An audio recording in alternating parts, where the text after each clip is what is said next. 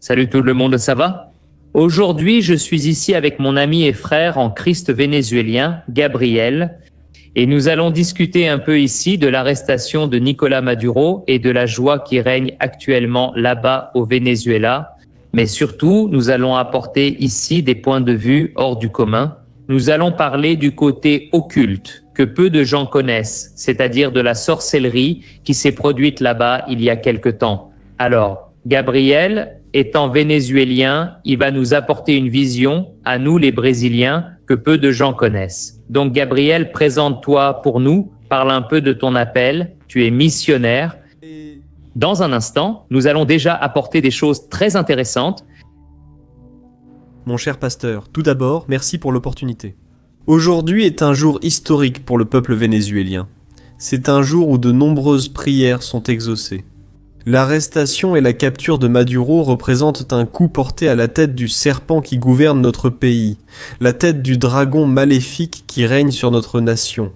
Et ce même serpent idéologique, qui se trouve dans de nombreux pays d'Amérique latine aujourd'hui, a été mortellement blessé.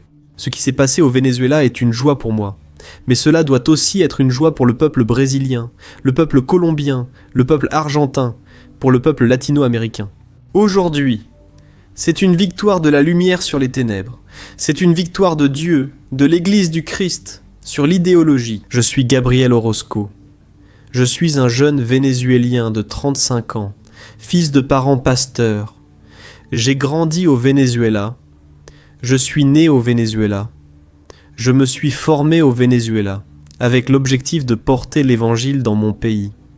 Mais il y a 4 ans, j'ai dû quitter mon pays à pied, à travers la brousse, la forêt, avec mes 3 enfants et ma femme. Parce qu'au Venezuela, il était impossible de vivre. Le salaire d'un Vénézuélien est de 20 réais par mois, et un poulet coûte 40 réais. Alors imaginez travailler tout un mois pour acheter la moitié d'un poulet.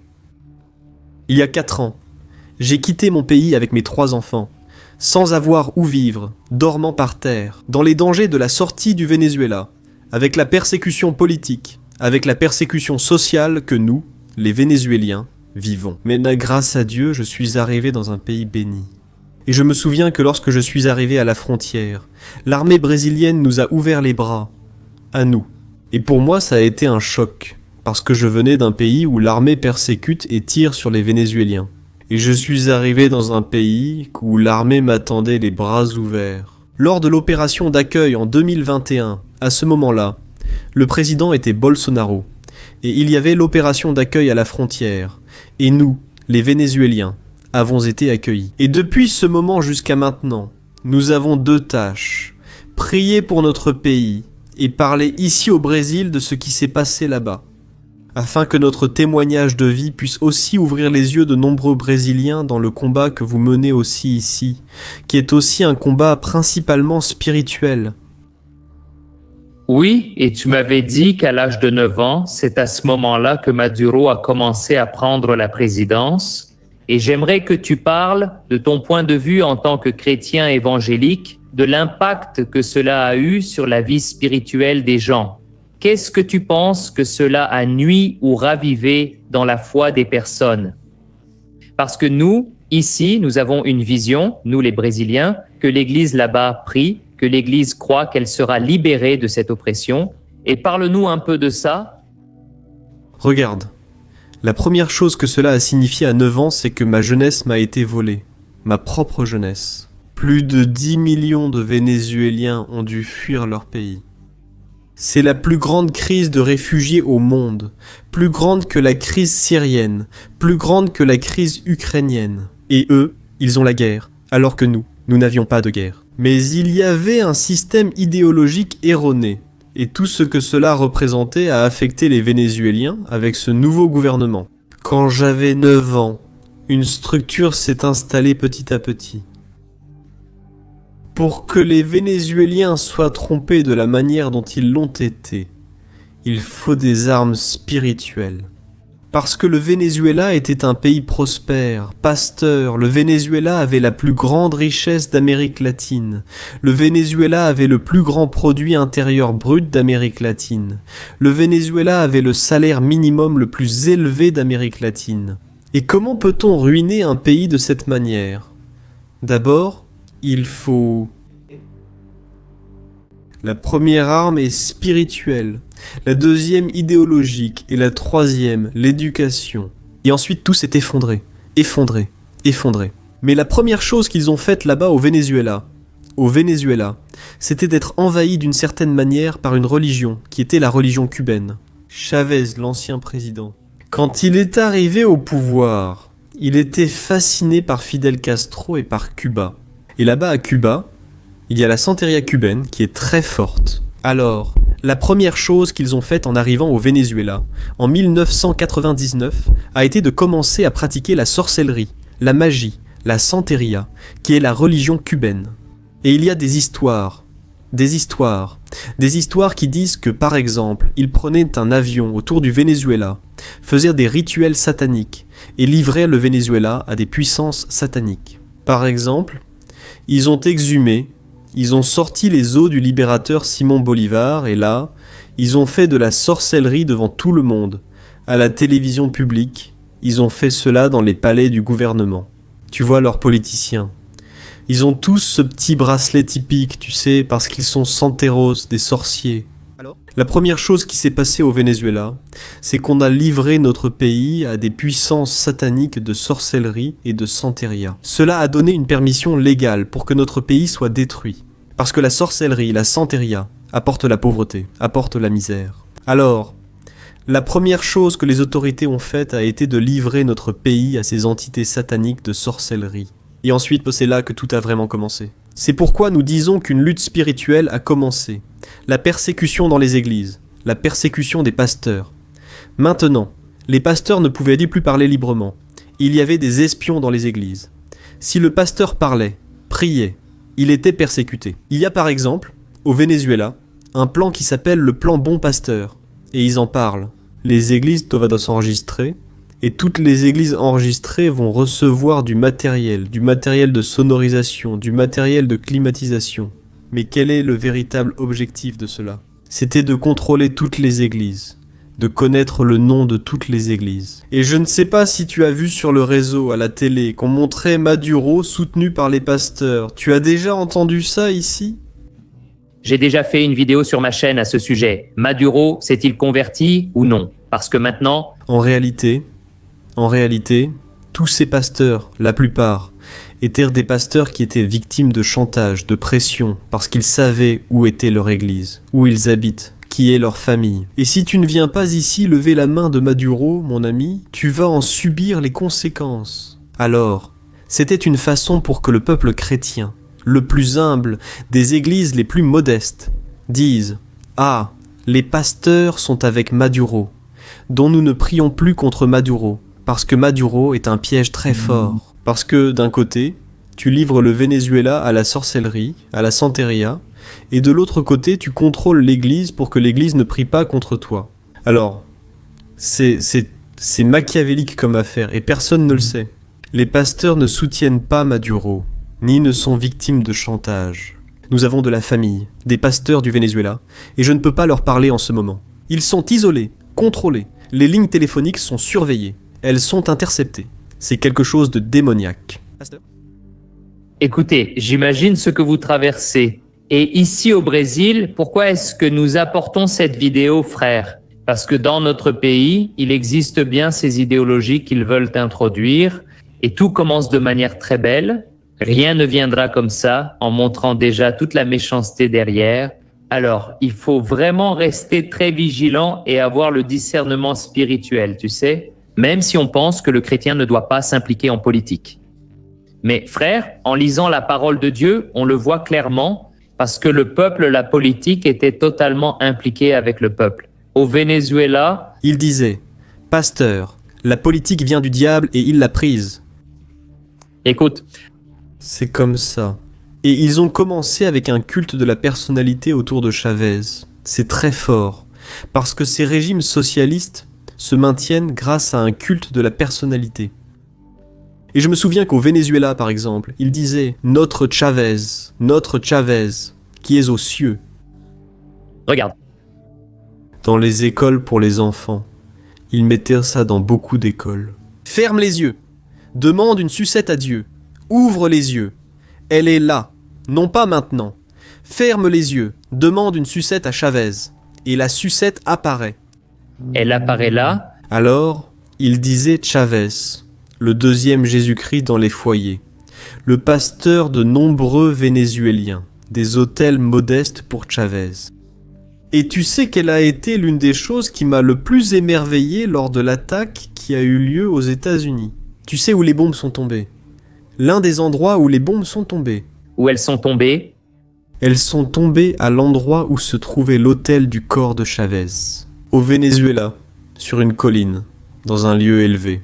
Pasteur, l'hôtel de la Montaña, l'endroit où se trouvaient les os et le corps de Chavez, où il faisait des cultes et de la sorcellerie. Et aujourd'hui, le gouvernement des États-Unis a envoyé un missile et cet endroit a été détruit. Pasteur, gloire à Dieu, alléluia. Et donc, on voit que Dieu utilise effectivement les gouvernements humains, N'est-ce pas? autant pour apporter. C'est de l'oppression, parce que Dieu contrôle tout. Et quand le peuple se rebelle, quand il y a beaucoup d'idolâtrie, Dieu permet, n'est-ce pas, voir ce temps de jugement. Mais toute époque a sa fin, n'est-ce pas? Alors nous croyons qu'une ère de grande oppression que vous avez vécue touche à sa fin. On ne peut même pas imaginer ce que cela a été, n'est-ce pas? Voir ses enfants dans le besoin, subir des menaces, mais que se passe-t-il? C'est ce que je veux que vous expliquiez maintenant. Pensez-vous que ce cycle est déjà terminé? C'est parce que j'ai entendu dire qu'il y a beaucoup de Vénézuéliens qui ont peur, qui ne sortent pas de chez eux. Raconte-nous un peu, pour nous.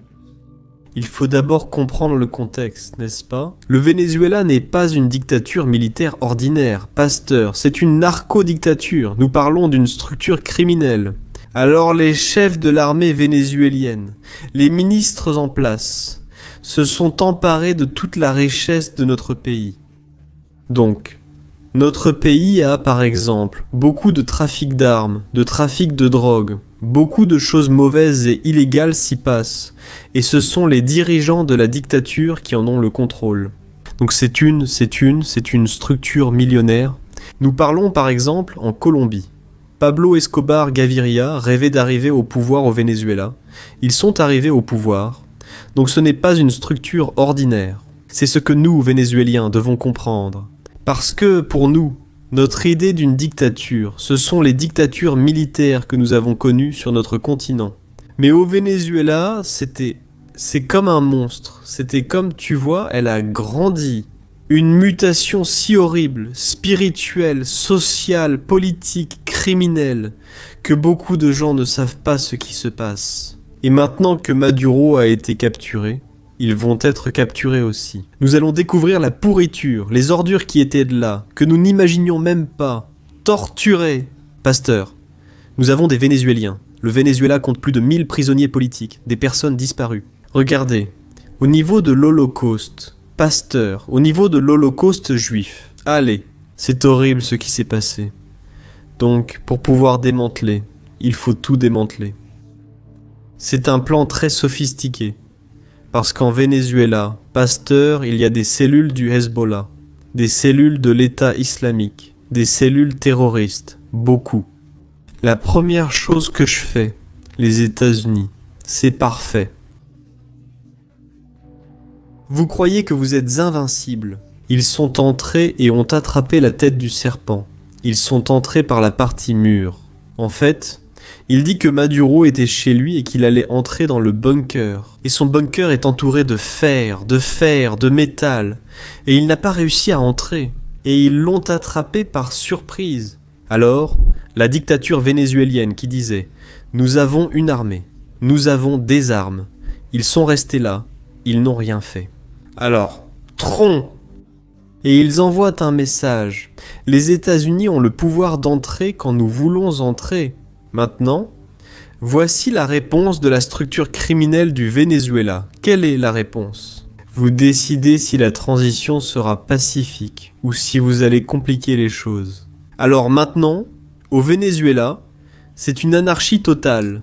Nous savons déjà que Maduro et le chef ne sont pas là, mais il y a les commandements moyens et supérieurs de l'armée.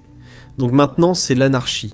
Les Vénézuéliens, l'ordre que nous avons donné aux Vénézuéliens, à ceux d'entre nous qui sont sur les réseaux sociaux, c'est de ne pas sortir dans les rues. Les Vénézuéliens restent chez eux, ils ne sortent pas. Et c'est inquiétant parce que c'est un pays, pasteur, qui n'a pas de nourriture, qui n'a rien à manger.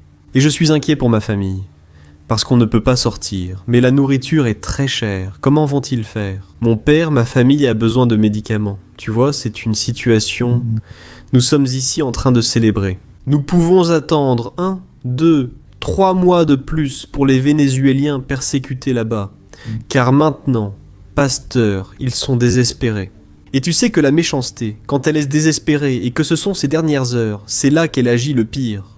Alors maintenant, ce sont des heures très tendues. Des heures de grand danger. Au Venezuela, où nous devons soutenir, prier pour que les Vénézuéliens soient protégés, pour qu'ils ne soient pas désespérés au point d'agir ainsi, car ils agissent de cette façon dans tous les régimes. Pasteur de l'histoire. À chaque chute imminente, ils persécutent, font disparaître des personnes et provoquent mort et disparition, rendant la situation au Venezuela très critique. Le coup final a été donné. Je crois qu'ils ne vont pas tarder, d'ici 6 mois au maximum, parce qu'ils le savent déjà. Vous voyez par exemple, sur les réseaux sociaux, ces 6 derniers mois, Maduro se moquant de Trump, en disant que c'est un mensonge, que vous n'allez pas intervenir, tout le monde se moque. À présent, ils se taisent, sachant que ce n'est ni un mensonge, ni une plaisanterie. Prière, pasteur, je vous le demande à vous et à tout votre public. C'est que, pendant la période de transition de la dictature, la démocratie est difficile. Peu importe le temps, nous ignorons combien cela durera. Que Dieu protège les Vénézuéliens innocents. Que cette personne de la dictature ressente la crainte de persécuter des Vénézuéliens innocents. Mais d'après la façon dont ils agissent, selon leur parcours, leur expérience, nous savons qu'ils vont devenir désespérés et qu'ils vont commencer à persécuter, parce qu'ils sont comme ça. Pasteur, il faut beaucoup prier pour notre pays. Oui, tu m'as fait penser à l'oppression de Pharaon sur le peuple hébreu. C'est ça alors. Il a hésité, on en parle ici, non? Comme si Maduro était le pharaon, il a hésité, il a tout essayé et il a vu qu'il n'y avait plus de solution. Ils se sont alors lancés à leur poursuite et ont traqué le peuple. Oui. Mais alors Dieu a accordé la délivrance et la mer s'est refermée sur eux. Oui, c'est bien ce que tu as dit. Ce n'est pas encore le moment de chanter victoire complètement, mais c'est le moment de veiller en prière, oui, et j'aimerais que tu nous conduises maintenant dans cette prière parce que tu sais mieux que nous, en tant que Brésiliens. Et quel doit être le point central de notre prière? Oui. Parfois, on prie sans vraiment savoir pourquoi ni ce dont on a besoin. Et tu viens de nous apporter un peu plus de clarté, oui, sur le fait que c'est vraiment un combat spirituel. Oui. Et surtout l'Église, n'est-ce pas? Les dirigeants, oui. Pasteur, c'est un exemple pour les Brésiliens de ce qui arrive quand l'Église ne fait pas son travail. Pasteur, notre travail n'est certainement pas d'être des politiciens, toi et moi, mais nous sommes des prophètes qui pouvons annoncer et ouvrir les yeux du peuple, comme dans la Bible. Il y a des prophètes qui se levèrent devant vous et parlaient. Donc, certainement, toi et moi ne sommes pas des politiciens. Mais nous pouvons, en ce moment, prendre un rôle de prier, de guider. Parce que, si l'Église abandonne sa liberté, si l'Église abandonne ses droits, ils ne vont pas s'arrêter. Le Venezuela en est aujourd'hui un exemple. Aujourd'hui, je célèbre, d'une part, pasteur, le début du chemin vers la liberté. Mais d'autre part, je ne ressens pas de peur. Mais je suis inquiet, parce que je sais que le prix de la démocratie peut être de nombreuses vies humaines. Vous me comprenez? Et cela, c'est de la douleur? C'est de la souffrance, car ce sont des personnes, des Vénézuéliens, des innocents. Et tout cela à cause d'une église qui n'a pas agi au bon moment. À cause d'une société pastorale qui n'a pas agi.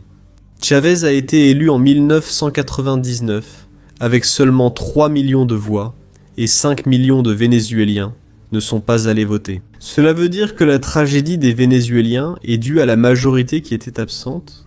Pasteur, il est essentiel pour le Brésil, en cette année historique, que vous vous réveilliez et compreniez qu'il ne s'agit pas d'un homme politique.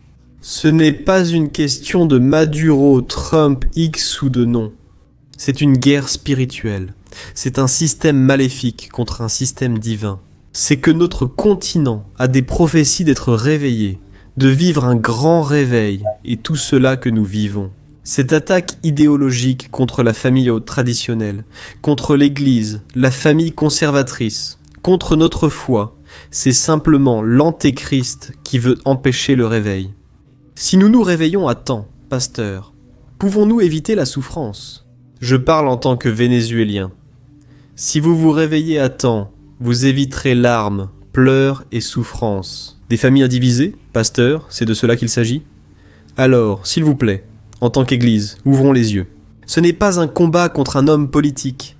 C'est un combat spirituel pour l'avenir du pays, pour le réveil qui est prophétisé pour le Brésil, pour les générations futures, pour que vos petits-enfants, pasteurs, vos petits-enfants, puissent vivre dans un Brésil réveillé et n'aient pas à partir. Comme les petits-enfants de mon père, qui ont dû partir en fuyant sans voir leur grand-père fuir, vivant dans un autre pays, sans rien. Après que mon père, un homme de 50 ans servant Dieu, ait travaillé, je dois tout recommencer ici, dormant au sol. Ce que nous vivons est difficile. Et brésilien. Je vous invite à ouvrir les yeux, à faire la guerre spirituelle, à parler, à prendre votre position en tant que citoyen brésilien, et parler en faveur de ce que vous pensez de la famille traditionnelle, des valeurs conservatrices de l'Église, tout ce que la Bible soutient, notre pasteur. Gloire à Dieu, oh mon frère, regarde, Dieu est merveilleux, Dieu contrôle tout. Je pense qu'il accomplira l'œuvre. Amen. Le seul gouvernement parfait est celui de Jésus. On ne peut blâmer personne. On ne peut placer notre espoir en aucun homme. Et même notre vie n'est pas ici. Nous sommes brésiliens, étrangers sur cette terre, mais la Bible dit « Priez pour la paix dans la ville ». Et je dis toujours aux frères chrétiens qui me disent « Tu vois, mais ce n'est pas contre un gouvernement ». Et je réponds « C'est vrai ». Mais j'ai besoin que le gouvernement en place permette à l'Église de travailler. J'ai besoin que l'Église puisse poursuivre son travail dans mon pays. Mais elle ne le peut pas. Eh bien, c'est la vie, mais cela va changer au nom de Jésus. Amen, frère. Nous allons conclure ici maintenant avec une prière, et j'aimerais beaucoup que Gabriel fasse une prière maintenant et que nous prions avec lui. Et après cette prière, je vais laisser ici le lien de sa chaîne, de ses réseaux sociaux, pour que vous puissiez suivre Gabriel. Une bénédiction pour ma famille et moi. Ici, on suit ses vidéos où il enseigne à ses filles. Il transmet les valeurs qui se perdent de nos jours. Et mon frère, merci pour tout, d'avoir accepté, pasteur, l'appel de Dieu, et nous allons continuer ensemble dans ce partenariat. Amen. Alors, ferme les yeux, prions au nom de Jésus. Alléluia. Père Dieu, avant tout, je veux te remercier. Parce que tu gouvernes, parce que tu continues à gouverner, tu continues à commander. Père, as-tu entendu la prière de millions de Vénézuéliens qui depuis plus de 27 ans prient, demandant à Dieu que justice soit faite, demandant à Dieu que tu apportes la liberté. Et aujourd'hui, tu as commencé à répondre aux cris, aux larmes de nombreux Vénézuéliens. Mais Père, maintenant je veux te demander avec beaucoup d'humilité, avec beaucoup d'amour, la responsabilité pour tous les Vénézuéliens innocents qui sont maintenant emprisonnés au Venezuela, parce que le Venezuela est aujourd'hui devenu une grande prison. Ce sont des moments difficiles, ce sont des moments où la méchanceté va devenir désespérée, mais tu vas protéger dans le creux de ta main, dans ton arche, à tous les Vénézuéliens vivants. Père, s'il te plaît, viens avec ta main puissante, envoie tes anges autour du Venezuela, de ma famille, de mes amis, de mes compatriotes vénézuéliens qui sont là-bas, effrayés, chez eux, sans nourriture, sans électricité, isolés. S'il te plaît, Dieu, agis en faveur des Vénézuéliens, protège les innocents, et Dieu, ces méchants. Seigneur, ces impies qui essaient d'agir contre les Vénézuéliens, mets dans leur cœur la crainte, le tremblement, qu'ils ne puissent pas, Seigneur, avancer contre les Vénézuéliens, et que, une bonne fois pour toutes, ils quittent le pouvoir et permettent, Dieu, que la transition vers la démocratie soit libre, dans la tranquillité, sans douleur, sans sang. Dieu, je te présente aussi le Brésil, ce pays qui m'a ouvert les portes avec ma famille quand je suis arrivé, sans rien. Merci pour le peuple brésilien, je pense que toi, en cette année 2026, tu accompagnes les Brésiliens à faire un bon choix, aussi pour leur avenir. Ils vont affronter un moment historique cette année. Permets aux Brésiliens, Seigneur, de prendre de bonnes décisions qui puissent apporter la tranquillité et le bien-être aux générations futures. Que les Brésiliens ne commettent pas la même erreur que mes ancêtres ont commise au Venezuela, celle de faire un mauvais choix. Je te présente le Brésil, je te présente le Venezuela, nous te présentons notre continent. Et enfin, Dieu, me voici. Compte sur moi, sur ce peuple brésilien qui m'écoute, sur ma famille. Compte sur nous, Seigneur, pour prêcher l'Évangile. Pour susciter un réveil spirituel, mais aussi un réveil idéologique, politique, social, entrepreneurial, car le réveil va toucher toutes les couches sociales du Brésil et de notre continent. Pas seulement dans l'église, pas seulement entre les quatre murs du culte, mais aussi dehors, là où se trouvent les perdus, les orphelins, les veuves, là où le peuple brésilien souffre. Seigneur, permets-nous d'élever tes bonnes nouvelles de salut. Permets-nous d'élever la justice. Que le peuple brésilien puisse se tourner vers toi et déclarer que tu es le roi du Brésil. Au nom de Jésus. Amen. Amen, gloire à Dieu. Oh mon frère, gloire à Dieu, merci. Montre-nous le drapeau. Oh mes frères, vous savez, on ressent tellement d'affection pour vous. D'ailleurs, mon ministère soutient des employés vénézuéliens et nous savons que ma famille est là. Mon garçon, Viens, viens. regarde ma femme. Bonjour, Désolé. mon cher pasteur. Pasteur. Nous avons des cernes de liberté, des cernes d'espoir. Je sens que je dors et que mes enfants, des enfants, viennent me saluer rapidement. Par ici, c'est la victoire. Par ici, c'est Samuel. Bonjour. Samuel. C'est Natacha, les amis. Salut, ça va? Je connais déjà tout le monde ici. Eh ben... Dieu est bon et berger. Prie, maman, viens ici, maman. Prie, ma mère est ici. Elle n'a pas pu retourner au Venezuela parce que tout est fermé depuis 2 mois. Et mon père est là-bas. Pasteur, prie pour mon pays. Pasteur, c'est Parlons. en tant que nation, nous prierons. Oui, au nom de Jésus, tout va s'arranger et ce sera le plus rapidement possible, au nom de Jésus. Et vous allez pouvoir vous prendre dans les bras. Et amen, pasteur. Et ce sera pour la gloire de Dieu. Amen. Tout va bien se passer. Amen, Dieu te bénisse, pasteur. Merci pour l'opportunité. On est ensemble. Accolade. Amen. Une accolade.